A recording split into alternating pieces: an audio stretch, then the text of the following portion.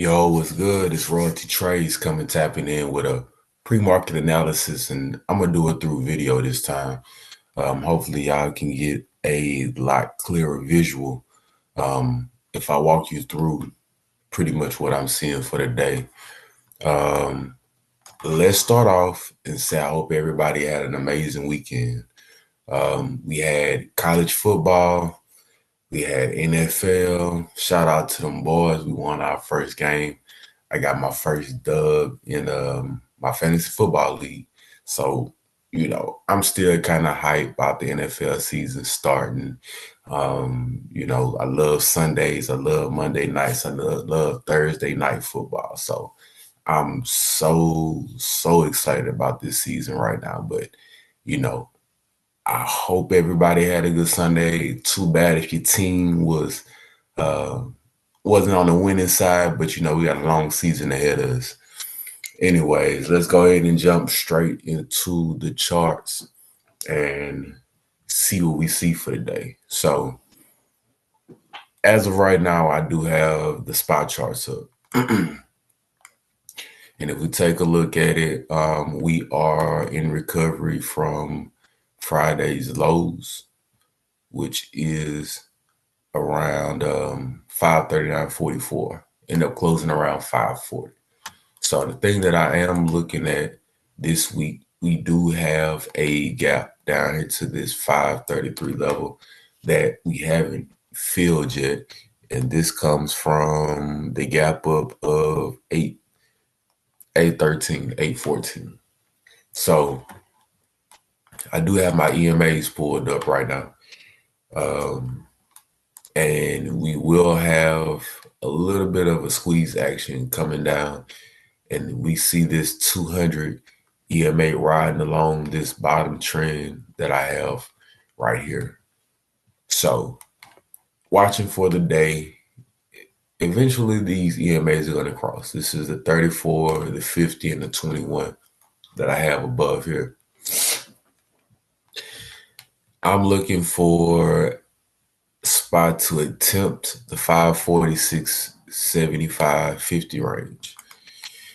It filled that gap going into close last week, and it made a complete fill Thursday before we finally just decided to come all the way down. So as you can see, 200's up here on the 2 hour, and we have the other EMAs up here. We should be able to make a clean move up to about 546.50, consolidate around here somewhere, and then finish allowing these EMAs to cross to the downside. Excuse me. Simple moving averages, SMAs to cross to the downside and attempt to push this 537 level. Now, if we don't get that complete selling back down to the downside, we'll see this accumulation here probably between this 551 and possibly here. We'll see accumulation between 546 and that 553 level as it consolidates sideways, and then it makes an attempt to push back to the upside here to 566. But if that cross plays out and the market still wants more downside, we'll see that accumulation around here. And then we'll see a move continuated back down here to this 538, 538 range here, and possibly break below on that 4 hour time frame, below the 200 here as it runs along, and then fill this gap to the downside around 534. And the movement will be similar to this right here. You see how I use it as support? Next thing you know, once it started breaching this unfilled level here, it finally broke down here. It broke down to this 545 level, and then it continued to sell off going into the closing day Friday. So this 546 to 553 range, That's going to be an interesting level for us today, and that's going to make or break us for the remainder of the week. Whether we're going to pump the market back up or it's going to continue to sell to the downside. Let's look at Qs. They're probably going to be the same way also. Okay, so the Qs have a little bit more room to the upside, up to about 458, 459. It does have a little room up here with these EMAs kind of retrace back a little further, or it could use the top of this 455 level as resistance and make a continuation back down to the downside. And I have 436.50. If we find the next floating EMA around here, SMA, I'm so used to saying EMA. Here it is. We have it around 441-ish, the 200 on the daily. So we can look for some solid support level here as the market continue to move down. SPY and Q, both indices have been out of rotation, synchronization lately. One day we'll see Q's down like $11 for the day, and then you'll see SPY down probably like $8 or $9, just because the sector holdings are slightly, very, very slightly different. So, of course, with Q's being majority tech, you will see a lot of that sell-off just kind of break the Q's down a little more aggressively than the SPY does. So going into today, I will be looking for it to retest around 458, 459. With these EMAs starting to crash down, SMA starting to crash down, I'll look for 455.46. I'll be looking for that level to see if it's going to be a supply and demand flip, and if it wants to continue to push us to the downside to possibly retest this 437 levels this week. One thing that I have been playing that's been assisting me in dictating the sentiment and the direction of the market is SQQ. Here we can see that it has traded up into a level of supply. What that means is it's another term for resistance. This was a gap down, and if you don't know about SQQ, it is long-term bearish, but right now we're in a short-term bullish mode for SQQ. So I do have my alert set for this stock, and watching it push up, it does have potential to run all the way up towards the $10.30 range. But right now, this is going to have to be a supply and demand flip. It's going to have to use this $9.65 range as support and continue to push its way up. This is almost similar to what we've seen happen to SPY when it was trying to push towards the all-time highs again. It'll push up into the supply levels and eventually come back down, and it stayed within these ranges here between 940 and 965, a little bit higher than that. With the SPY, it'll push a little bit above the supply level until eventually it rolls back over and starts attempting lower levels. As you can see back here, this was a supply and demand flip. It started rejecting around here in this area.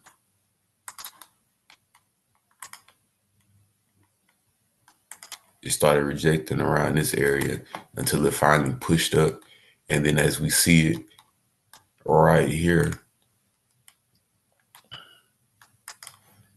we start seeing a supply and demand flip. It try to make new highs, and then eventually it'll come back down bounced back up until it just took off. So this is what I'm watching for here. This could possibly be the third leg up and the final leg up before the market rotation back into tech. So if we get a move back and forth here, all we need is for one more just crush to the upside. And I believe, in my opinion, that's going to be our final move to rotate back into tech once it gets up here around this $10.30 range. We could rotate back to the downside and money could flow back into tech before that this week. I don't want to go too early or too late. I just want to kind of keep my eyes on this and see how these levels play out. And if we get another supply and demand flip to upside on SQQ around here this week. So continue to have my eyes on that. And the only two stocks that I'm really interested in playing as of right now is Tesla and Nvidia. One, because both of these stocks are very, very super volatile. The contracts for Tesla have been kind of juiced lately. I think I've had to go all the way out to 927 in order to get a decent delta to theta combination where my profits just wouldn't be getting eaten alive by holding through the volatility or swinging. Most of it's been day trading. We seen Friday how Thursday we seen a nice gap and go and push up and looking to try to make an attempt to run and go a little bit higher. I have 260 up here, but I did see that it was trading above 225, and that level is a supply zone up over here. So every time it gets above 225, it's trying to fill this gap here up to 246, 245. And every time it trades up to those levels, it does reject and gets just an exhaustion sell back to the downside. This is another attempt here above 225, exhausted, comes back down. We had another one here that gap up and it tried to push it towards the upside, but we got as far as 235, $10 away from completely filling this to the upside. And Friday, it just exhausted and it tanked massively from 233, and it closed around 210. I did call this to y'all, I think midday. Once I started seeing that this 218, 217 range was starting to fail, I wanted to see us retest this level, and if we can break below this range here, this 210, 209 range, it could set up for this unfilled gap down here to 201 and eventually probably retest this 198 range down here where you see it holds pretty well. It's 197, 198 range. It holds fairly well.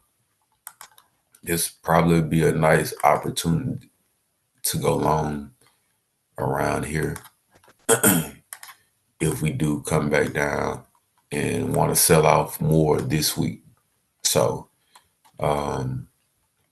looking at it, it is above the 200 SMA on the one. It's below the 200 on the 2 hour.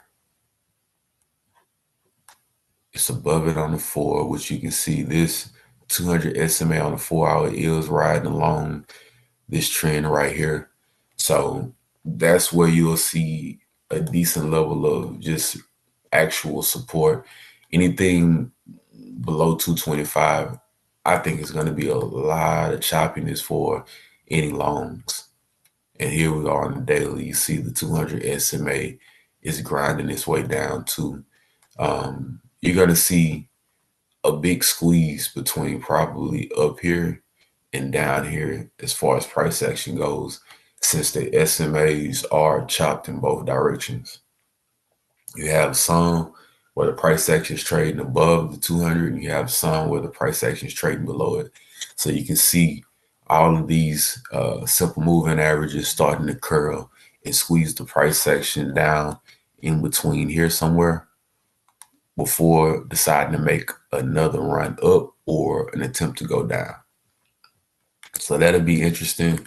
You do have to take longer expired dated contracts when you're trading Tesla if you want to swing, just to preserve the right type of price action gains or losses. If not, you'll swing and you'll probably never get in profit unless you're just that close to being in the money on the contract and you're grabbing it in the right direction for the following day.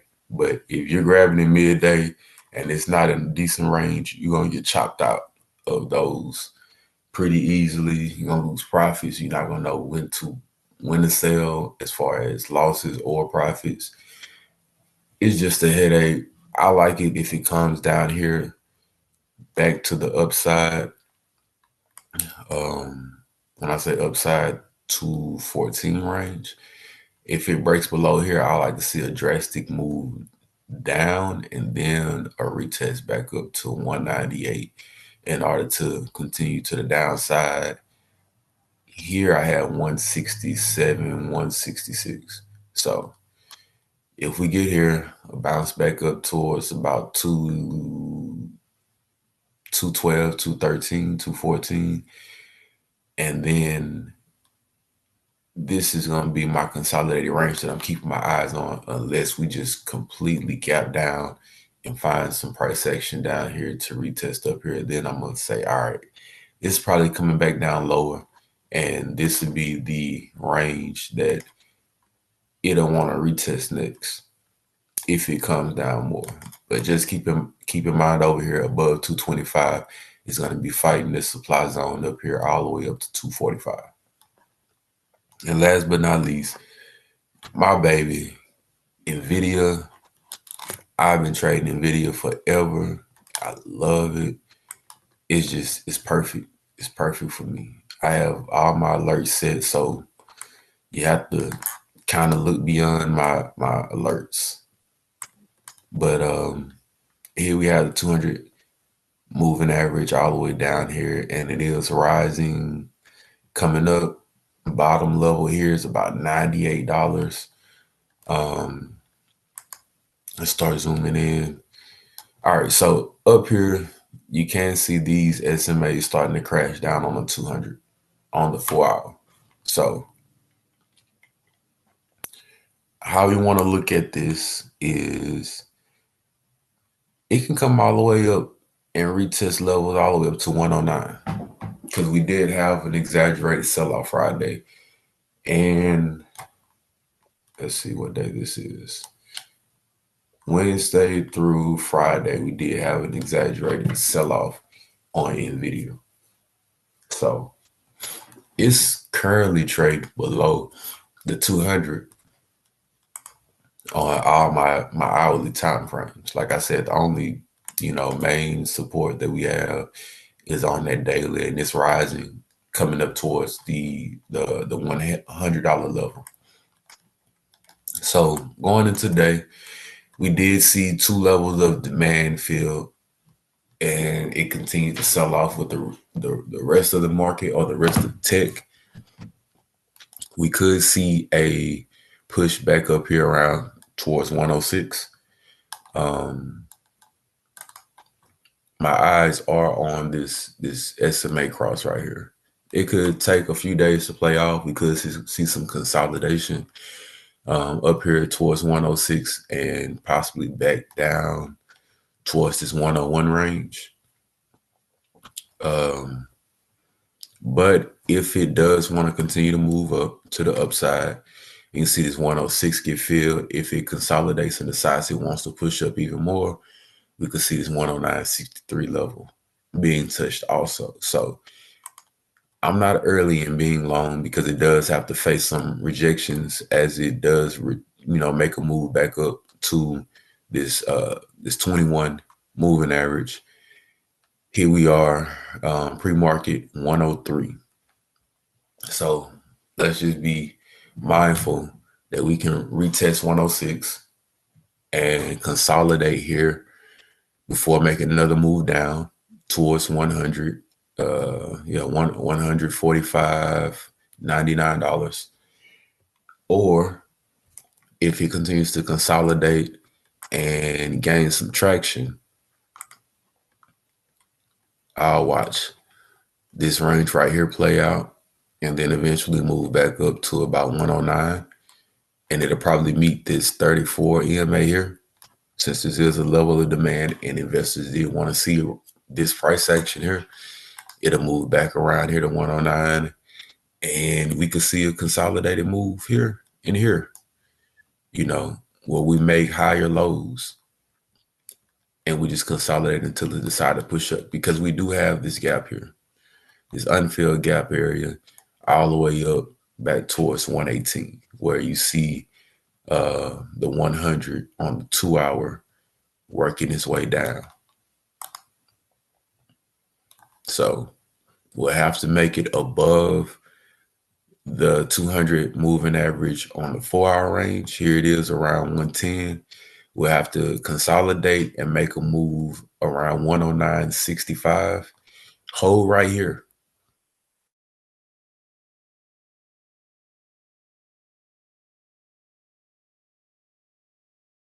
114.